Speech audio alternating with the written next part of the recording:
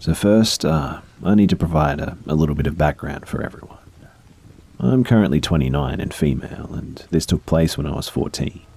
I had just started 8th grade, and I grew up in South Texas, and as I'm sure many of you guys will know, the fall is still very much a part of hurricane season.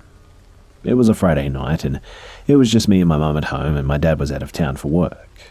I originally had plans to go spend the night at a friend's house, but there was a tropical storm coming, and my mum decided last minute that she would rather have me at home that night.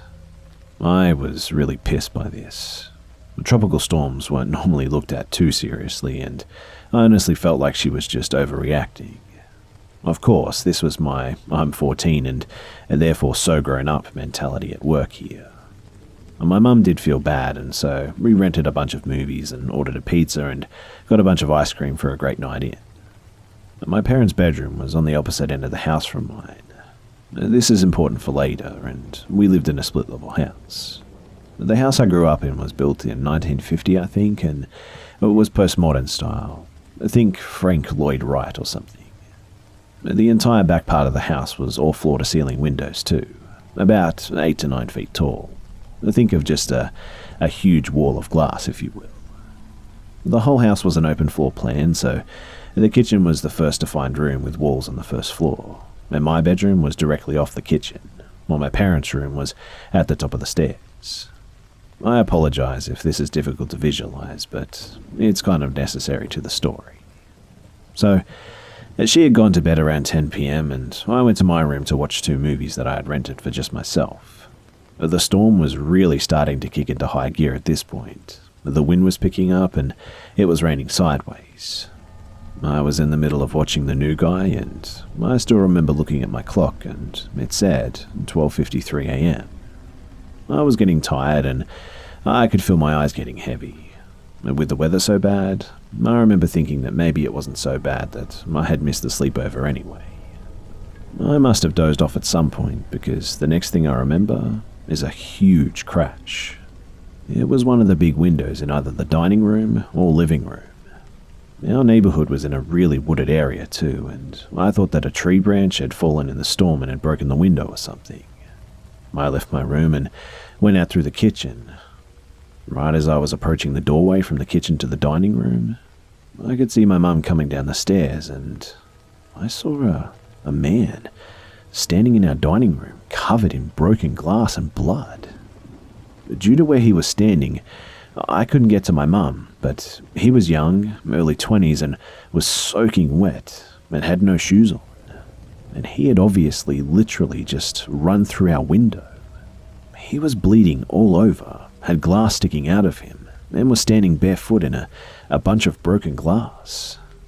It took him a second to register both me and my mum, but when he did, he immediately launched into an explanation of how he was being chased by someone who wanted to kill him, and we needed to call the cops. My still fairly innocent 14-year-old brain didn't doubt this at all, but my mum was eyeing him suspiciously. We move into the kitchen, and my mum grabs her purse and my arm to keep me close. I had grabbed a kitchen towel to try and help this guy's bleeding. My mum pulls out her cell phone and starts calling our neighborhood patrol, and I noticed this, and so, on our landline, I call 911. We both finish our calls, and now we're just kind of waiting. The guy couldn't sit still and kept getting up and looking around our kitchen windows and pacing back and forth. He didn't seem to notice that he was all cut up and bleeding just everywhere. He starts muttering under his breath, and what happens next happens really fast and becomes blurry a bit. But the doorbell rings, and it was our neighborhood patrol that my mum had called, and the doorbell sent the guy into a panic. He jumps up and suddenly grabs a hold of me. He has me in a chokehold, and my mum is now screaming to please let me go. He starts looking around all frantic and is pulling me through the dining room and living room toward our stairs. At some point, the bell rings again. My mum is following, still begging to let me go, and he has me at the stairs, and my mum has the choice now to go to the front door to open it or follow him up the stairs. She runs for the door just as he pulls me up the last of the stairs. I hear our alarm start blaring. He pulls me into my parents' room, but as soon as we get into the room, he drops me and starts to freak out. It was apparently all the lights, and he starts smashing lamps, trying to get all the lights off, screaming that they were burning him. There's a small garden off my parents' bedroom, and they have garden lights that they turn on at night. He takes a chair and throws it at the glass door, trying to smash it so he can get to those lights. At least, that's what it looked like at the time. I had crawled to the corner to get away from him at this point, when he completely turns away from me to grab another chair. I make my run for it, and I run down the stairs, and the cops had made it into the house at this point. Men were at the bottom of the stairs with their guns drawn. One of them grabs my arm and pulls me out of the way, and once I reach the bottom and he takes me outside to an ambulance and my mum, the adrenaline is coming down and it hits me what's happened, and I just start shaking and can suddenly feel pain around my throat from where he'd been holding me in a chokehold. But there's a lot of yelling and screaming from inside, and then maybe about 10 minutes later, the cops come out with the guy in handcuffs. He sees me and tries to lunge at me again, which was terrifying, and I had a bruised windpipe, but was otherwise okay, I guess. I learned later that the guy was 20 years old and had a chemistry major at one of the universities in town. And together with some friends, also chem students, they had made their own PCP. Apparently, he had never tried it before and had a really bad reaction. They had been driving to get some food when he just started acting paranoid and upset, and then at the drive-thru insisted that they let him out and took off. Thinking that you're being chased is a common hallucination to have when you start having a bad trip. Light sensitivity is also a common side effect in general for being high. But he apparently wasn't a bad kid. He'd never been in trouble before, in fact, and was a good student. And pretty much the last person you'd think of that would do something like this. Our house was the only one on our street that wasn't completely fenced off too, and that's how he was able to reach the back and those windows. But when I got older though, it really hit me just how easy it was to become that kid. I had friends who wound up being chemistry majors too, and also DIY'd some of those hard drugs. Thankfully, the night didn't end up any worse, because it definitely could have gone in an entirely different direction.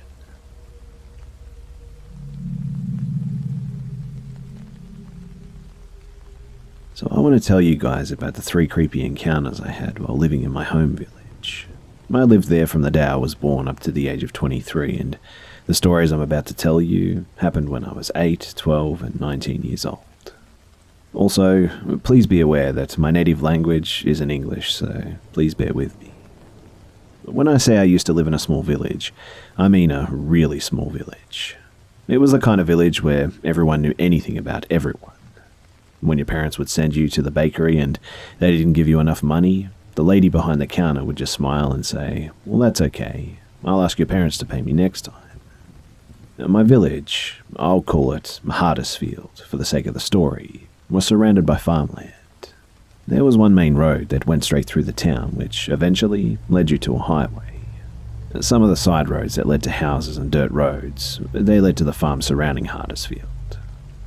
So, when I was 8 years old, Hardisfield had its own elementary school, so naturally, I went there to get my first steps at education. It was only a 5-minute walk away from my house, and I loved it there. My class consisted of only 8 people, including me, so nobody ever really got bullied, and we all knew the teachers because they were basically our neighbours anyway. My best friend at the time was called Jenny, and we would spend almost every afternoon together, sometimes having sleepovers on school days as well. She lived on the outskirts of Hardisfield, while I lived more to the centre, so it was always fun to play at her house. Her parents had some sheep, and although they weren't really farmers themselves, we would often play on the cornfield behind their house, making hideouts in the crops and whatnot. That particular day after school, we were pretty bored, and eventually we asked Jenny's mum if we could walk to the farm behind their house because we heard that their dog had just given birth.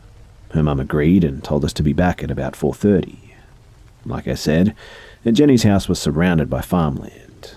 In fact, the house was the last one on the road with a dead end. To get to the farm, we had to take a side road that was nothing more than a dirt track. And that eventually led to another village if you were up for a 20-minute drive. Alongside the road, there were some bushes and trees and basic forestry. We were walking down the dirt track when we saw a car coming towards us. We thought nothing of it and gave the car the space to pass us. When the car was almost next to us, the guy in there slowed down and eventually stopped. The guy behind the wheel asked us what we were doing out here. We told him about the farm and started walking again because we weren't really allowed to talk to strangers.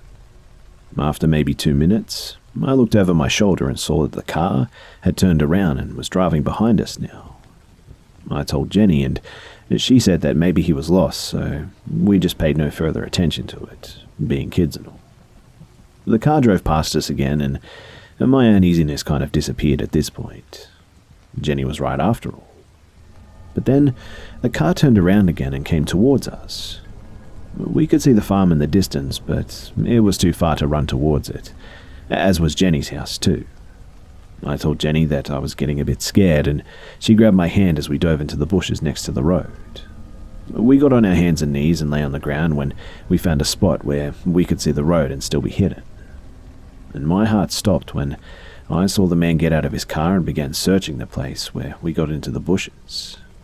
He said things like, "You can come out now, I'm not going to hurt you, and you girls are playing hide and seek." I almost began to cry, and I could see that Jenny was as scared as I was. After about 5 minutes, the guy finally gave up and went back into his car. We saw he turned around yet again and drove off towards the other village, so after waiting for a while, Jenny and I just got out of our hiding spot and walked towards her house.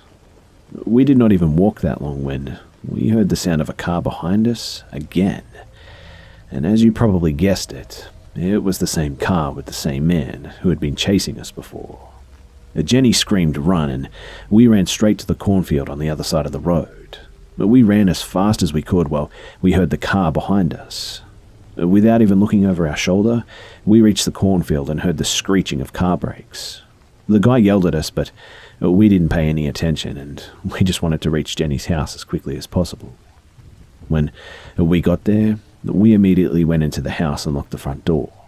Jenny's mum came downstairs and asked what was going on, and we could only cry and stutter out some words, but eventually managed to tell the whole story. Jenny's mum turned white as a sheet, obviously, when she realized what had happened, and called the cops straight away. She then called my parents to come pick me up, and Jenny and I talked to the police, and that was pretty much that. My parents took me home, and I slept in their room for a couple of days, and we just never really played that much at Jenny's house after that. The car was spotted a few times after that, but the police never really did or could do anything about it.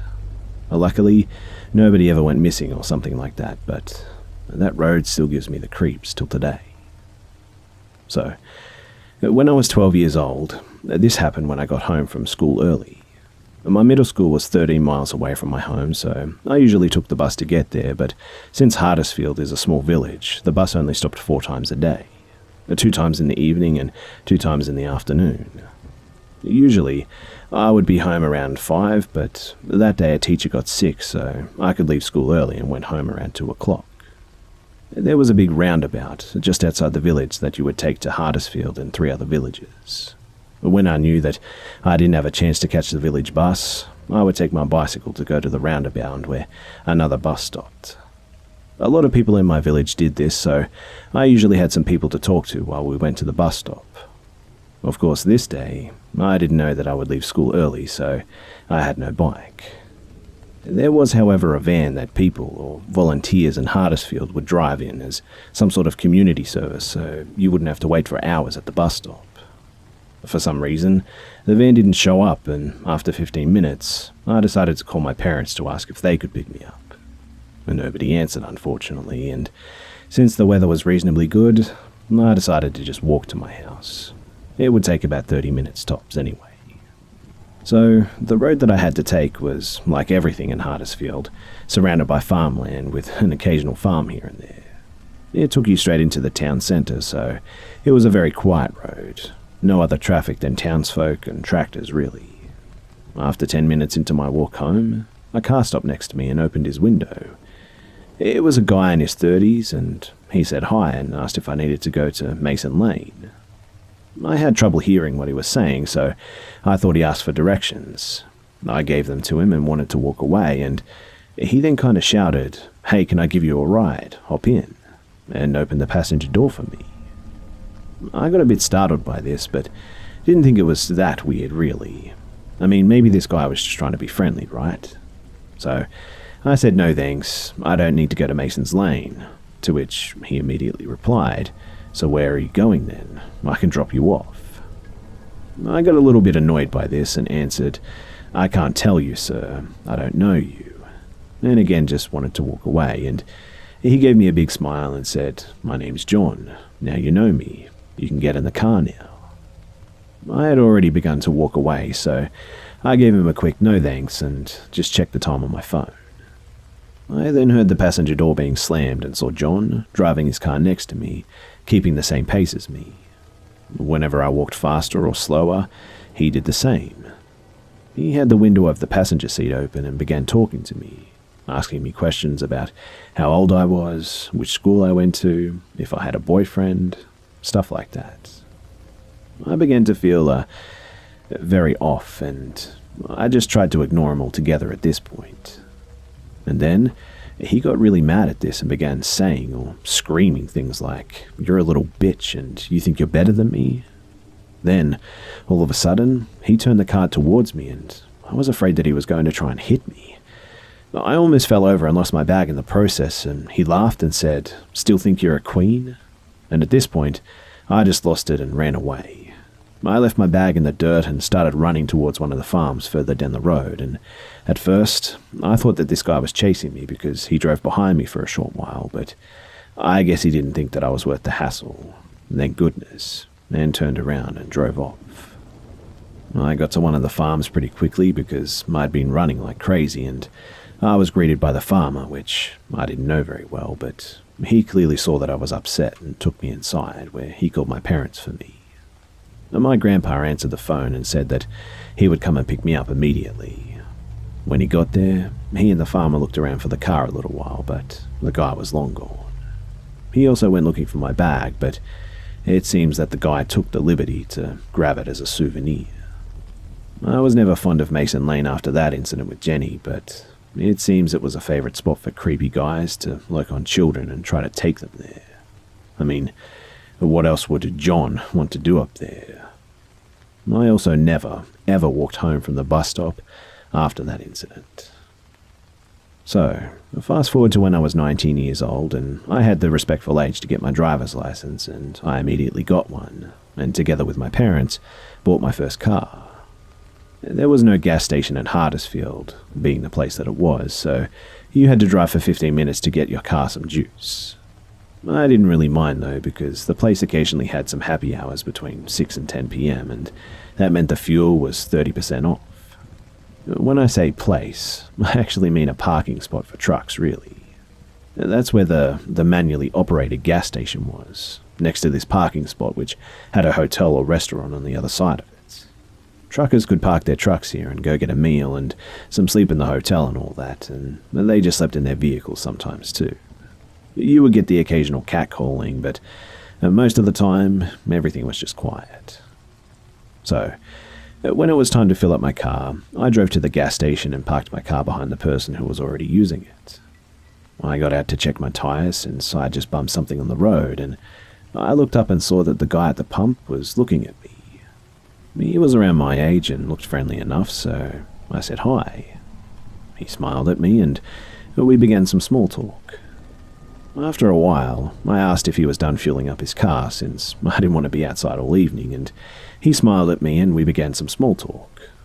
He started to make up some excuse that it always took a long time with his car and blah blah blah, but I pushed him a bit and he moved his car so that I could take my turn. I expected him to drive away, but he seemed to want to talk a bit more. It began to get a little bit awkward when he said something like, "You really have a nice car, but it isn't nearly as pretty as you." I smiled at him awkwardly, but didn't really respond to it. He gave me some more compliments, and then I said I was just going to go home since I was done fueling up my car anyway. And as soon as I went to open up the door, he sort of pushed himself between me and my car. I stood there baffled and asked him what the hell he was doing. He grabbed me around my hips and twirled me around, so I was standing with my back against my car. I got mad and tried to push him off of me, but since I'm a pretty petite girl, that didn't really have much effect. He then proceeded to say stuff like, "I've always wanted a pretty girl like you," but I got really nauseous when he said, "We can go to the hotel and get a room, or you can get in my car and I'll drive us somewhere." And then he tried to kiss me, but I tried my hardest to get loose. And that's when a truck drove by and honked his horn at us. I began waving my hands above my head and hoping that he would stop and help me. And as if a miracle had happened, the driver actually parked his truck pretty close and walked up to us. The driver asked me if there was a problem, to which the guy responded, "No man, just having some fun with my girlfriend over here." I began to cry and said that I wasn't his girlfriend, and the guy and the truck driver got into an argument, and then all of a sudden the truck driver turned into some kind of King Kong, grabbed the guy and threw him off me. He punched him in the face a couple of times and called him a sick fuck, and then the other guy clearly wasn't a match for my sudden hero and got knocked out pretty quickly. He then told me to go and sit in my car and lock my doors while he called the police. He also called the hotel close by to send some people out to help. After 20 minutes or so, the police showed up and took the guy with them. They asked me and the truck driver some questions and said that they would look at the surveillance cameras, and after the police left, the truck driver asked if I was okay, but I was so shaken up that I only said a quick thank you before I just blasted off. I now wish that I had taken the time to properly thank that truck driver. I mean, who knows what could have happened if he hadn't have come to my rescue. So, whoever you are, truck driver, I want to thank you from the bottom of my heart for potentially saving my life that fateful night.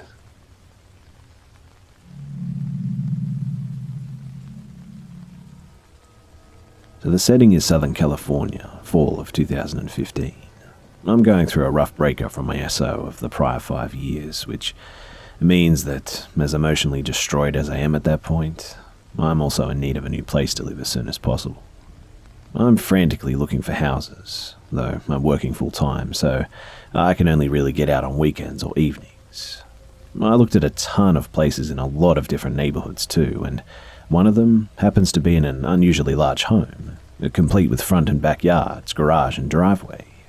Though the pictures aren't that great, so it's hard to tell if it's a nice rental at all, but it's also about 20 to 25 minutes drive east from where I currently lived, just north of the city center, which is an area that I'm not really familiar with, but I say, hey, what the hell, I should go and check it out. I mean, that alone would have made this particular place not a very good match for me had my living situation been any less dire, but it wasn't, so I entertained the idea and scheduled a viewing time for that weekend, a Saturday I think it was. While I did go to many rental viewings alone, I had the foresight to ask an intimidating-looking male friend to join me for this particular viewing because it was so far away and in an area that I don't frequent.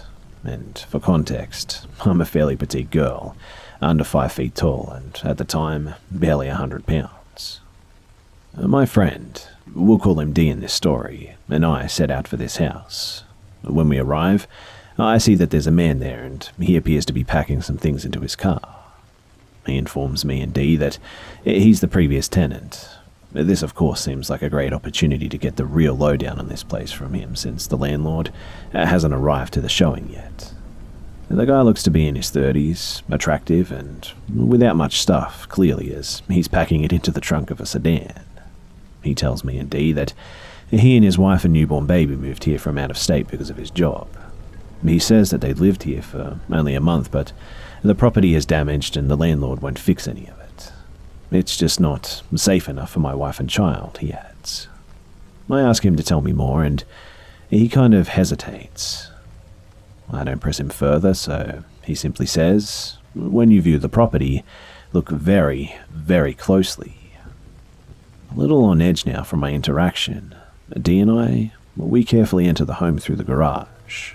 The door leads into a wood-paneled hallway that is so long and narrow that I can't help feeling like I want to turn to the side when I walk down it so that I don't feel so claustrophobic. The rooms it empties into are strange and create a sort of maze.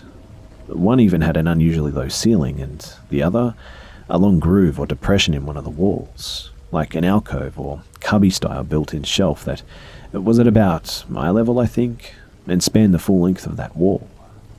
They had a locked door with a keyed deadbolt that connected them too. After navigating through the first few rooms, I reached the living room.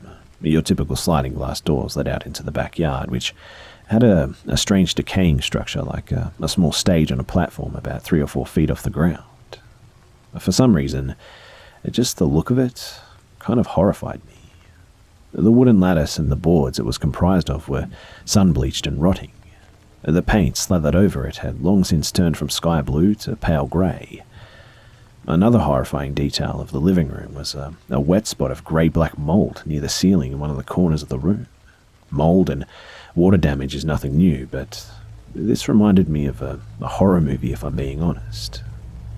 An additional detail that I noticed about the living room was that, unlike the rest of the house, which had cheap low-pile office carpet, the floors were now click-in laminate.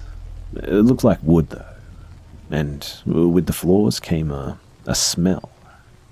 Now, I'm an artist and a DIYer, so let me assure you that I'm familiar with chemical smells like varnish, polyurethane, solvents, sealants, and finishing polishes.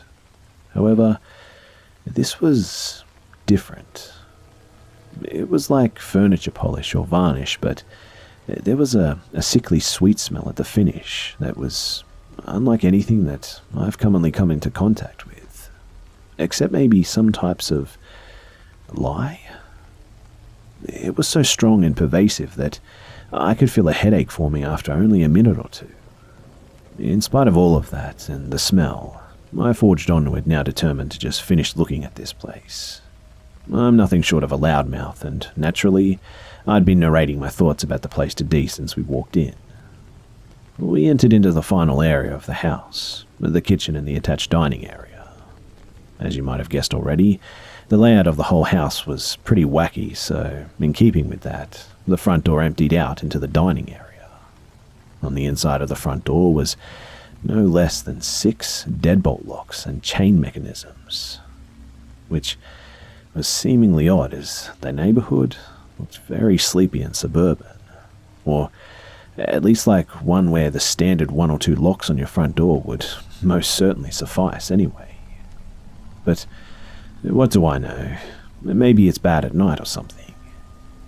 The last thing I took notice of, though, was the proverbial nail in the coffin, and it was in the kitchen.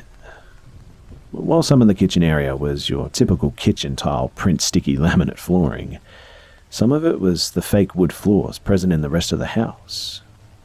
As I looked closer at the segment of the wood floor in the kitchen, I saw it. It was a roughly person-sized rectangle in the floor, maybe 6 foot long by 30 inches wide, that was hinged on all sides. The hinges were flush with the floor and hard to notice, not to mention useless, right? I mean, how do you even open a panel in the floor that's hinged on all sides? But maybe that's the point. Maybe you don't.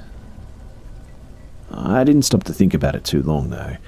I just grabbed Dee, unlocked all the locks on the front door, and made a dash outside. Grateful for the fresh air as I was beginning to feel lightheaded from the smell inside the house, I took a few deep breaths before noticing the previous tenant was still outside, standing by his car. He asked me, "What do you think?" And I replied, "Not for me. I took your advice and looked very closely, but that just left me with a lot of questions." He then nodded, and I continued. With that strong smell, the mold, and all the locks on the door, that's all pretty weird, but here's what I want to know. What is that panel in the kitchen floor for? Please tell me that it's so you can just access a poorly placed water heater or some kind of forced air heating or cooling system in the house. I know you've only been here for a month, but you must know, right? He then flashed me a serious look and replied stoically, "I have no idea, and I don't want to know." I looked at Dee, my face stricken with panic, and I said, let's get out of here before the landlord arrives. I sure don't want to meet him. And so we left, but all I could think about for the rest of the day was that perhaps if I'd gone to this viewing and hadn't taken a friend or the previous tenant hadn't have been there, that maybe I would have found out what that panel in the floor was for.